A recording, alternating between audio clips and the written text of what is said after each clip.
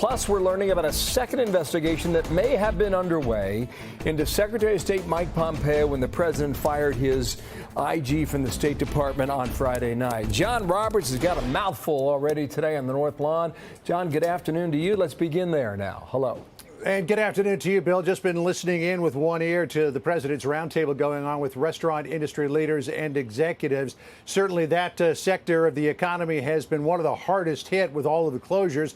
A lot of restaurants are trying to do carry-out orders, but some of the big, particularly high-end ones, have been suffering because they need to get people in the door. It's forecast that thousands of restaurants could go under, if not some restaurant chains themselves. The president did have some good news for the restaurant owners, though, saying that he favors some tax incentives to help them get back on their feet very soon. To one of the other big headlines of the hour, and that is why the Inspector General of the State Department, Steve Linick, was summarily fired on Friday night. We are now hearing from Secretary of State Mike Pompeo on that. In an interview with the Washington Post, Pompeo saying that Linick, quote, wasn't performing a function in a way that we had tried to get him to, and that he was trying to undermine what it was that we were trying to do at the State Department. There has been speculation, you mentioned this at the top, Bill, that Linick was looking into Secretary Pompeo's use of a political aide to run errands for him, but the chairman of the House Foreign Affairs Committee, Eliot Engel, believes it was something else.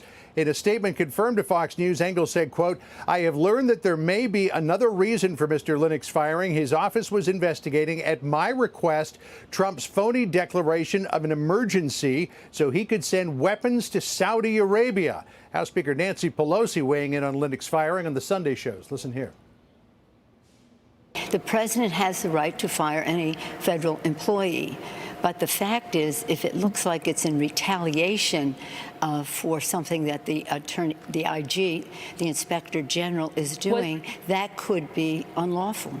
A big turnover in recent weeks among the ranks of Inspectors General. Steve Linick, the State Department, gone on Friday night. Michael Atkinson of the intelligence community, he was also taken out of his position. Glenn Fine, the Department of Defense, is moving on, as is Christy Grimm, who is the Inspector General of Health and Human Services. In the wake of Linick's firing, Iowa Senator Charles Grassley, who tends to be an ally of the president, has renewed his call for the president to explain in writing why Michael Atkinson and now Linick were both removed out of their positions. No word from the White House yet as to whether or not the president will comply. Bill? Okay, John, thank you for that. John Roberts, North Lawn there. We'll dip in with the president when the questions begin, so stay tuned for that.